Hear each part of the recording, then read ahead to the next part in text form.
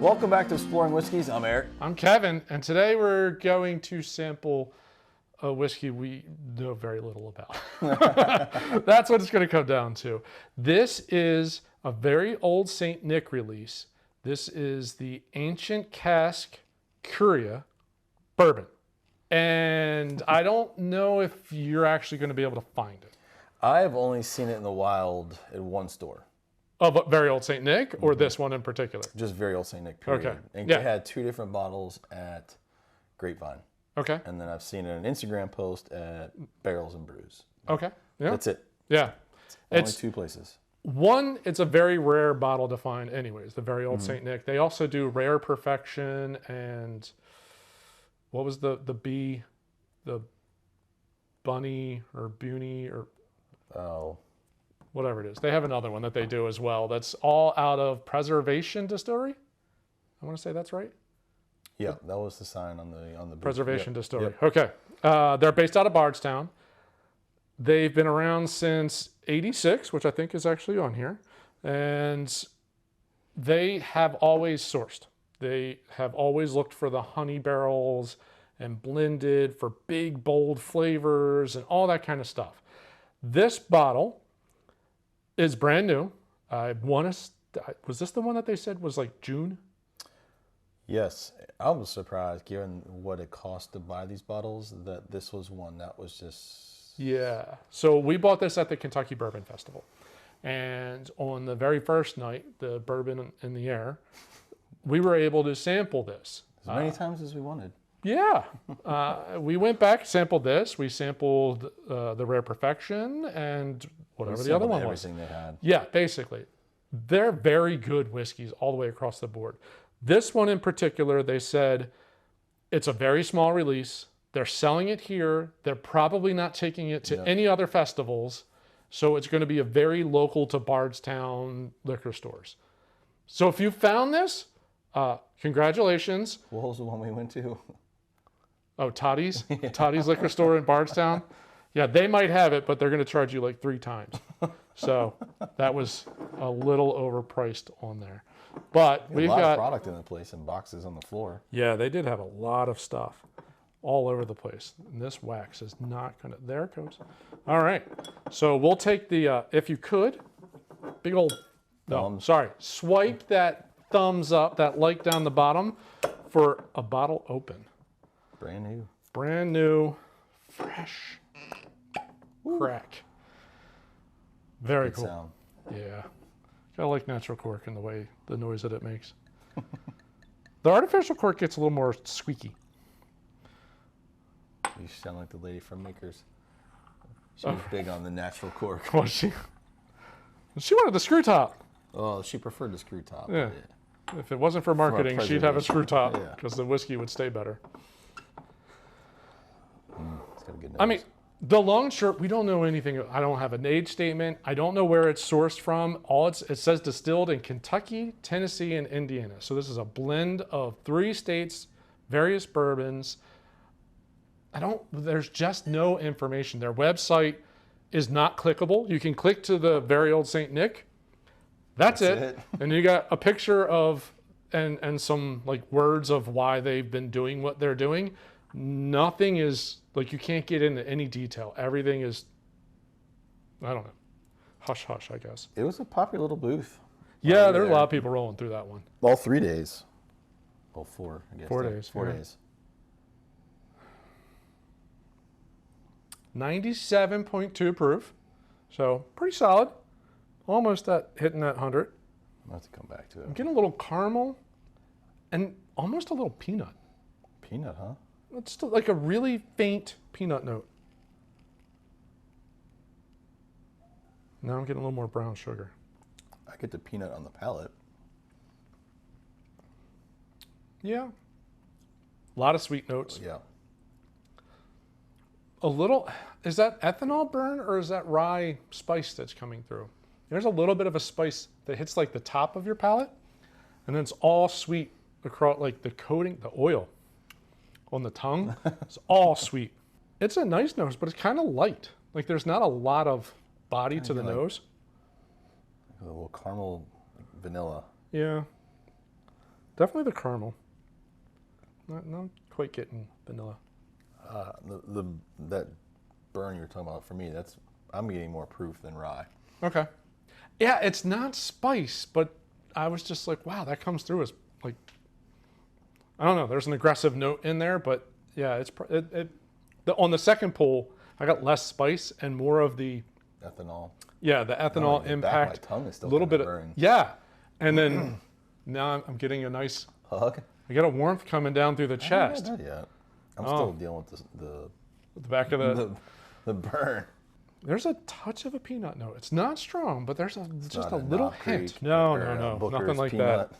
Now the ethanol is coming up a little bit more on the nose too. All right, another small sip. A little bit of chew. I want to say rye spice, but it's not.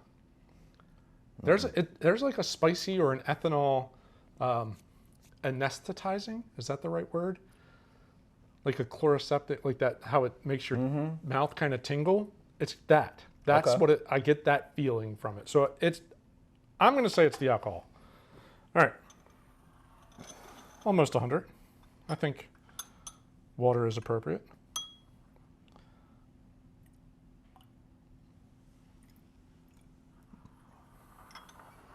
Now, the very first time we had this was towards the end of the first night that we've already walked around. Our palates are wrecked by then. Yeah, already walked around and sampled.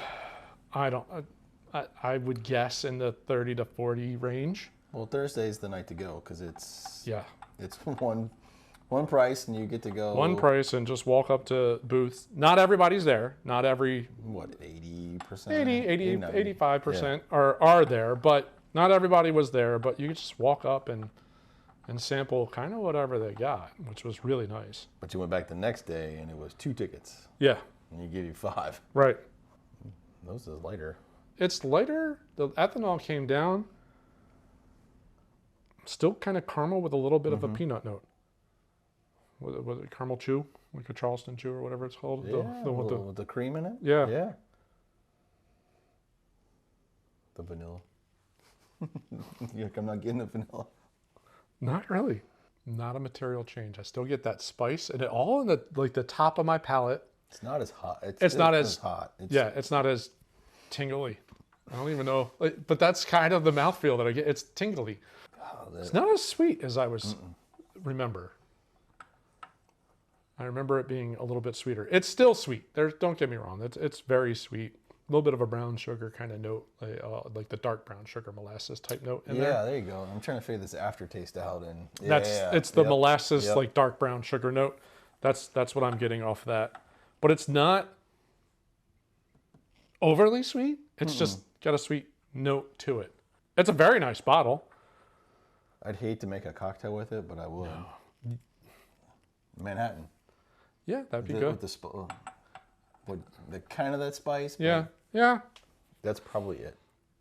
And I'd be very hesitant to do it with the price of the bottle. It's not a cheap bottle. None of their bottles are very cheap. They do price for premium bottles. They're usually most of the very old St. Nick's are around 100-ish. I've seen them when I saw them, they were $220. Oh, okay. The Rare Perfection's the same thing. I think they have like age statement ones, like a 12 and a 15, and they're in the 100 range. This was $140. I had to give it a shot, especially the fact that you're basically not going to get it anywhere else. Nope. This was my splurge for the weekend. Again, just the cost. I'm just surprised there was that many bottles there to sample. Yeah. And then obviously another chunk to sell. On the last day. Yeah. Yep. Yep. They were selling them off. So that was nice. Outside of that, they are, all right. So oddly enough, we walked by it. They have an office space like right on the main road in Bardstown. Downtown's Bardstown. Very weird. But as you're driving either into Bardstown or out of Bardstown, whichever, there was also a sign for like their farm. 12 miles away or something. Yeah, so they have a farm and they are doing small batch runs on 1 to 3 a barrels. pot still. Yeah. Yeah. So 1 to 3 barrel batches is what they're messing with right now. And they're running it on a pot still with they're one of the few in that region that are running a pot still. Everybody's running column stills because you can run column stills constantly. They're doing things differently. They, I don't believe, have released any of their own distillate yet. I think they're still waiting to get a flavor profile they really like and all that kind of stuff. So they're still sourcing. But I'm interested to see where they're going because they've obviously developed a palate for very rare, unique barrels. It's harder to find now because so many people are buying from sourcers. That's I think that what they've run into, and it's all over their website. They've run into the fact that used to find these honey barrels, but MGP, everybody's sourcing from MGP. So honey barrels are probably way harder to find. If they're getting it from Kentucky, it's what? They're right there in Bardstown, so you got either Bardstown or 1792. Yeah, that's true. Bardstown, I wasn't even thinking of that. They could probably work with them a little bit too. Because they said they are. When we were there, they said they're sourcing for people. So. They source for a lot of people, and they partner up with people. So that's probably true. And then Tennessee, I have to assume is Dickel, but I don't know because now I keep hearing about other places in Tennessee that are crafting for other people. Definitely not Jack Daniels. That's the only one I can tell you that one. They do not. They don't source. They don't source to anyone. They will not sell their stuff to anybody else. All right, so that was a whole long diatribe to try to give this a little bit more time to open up. And it really doesn't. It doesn't change all that much. Nope. The nose is caramely, a little bit, just a very light touch of peanut. I like the palate better. I like the nose because the nose is a little too muted. There's not enough stuff to it. The sweetness, that molasses type note is good. And it sits there for a while. It does. It's a good whiskey, probably not a good value. I've had better whiskey for half the price-ish. If it's on a menu where you can get a pour, give it a shot. Or whatever, $30, $40 rather than $140 for the bottle, or in some cases over $200.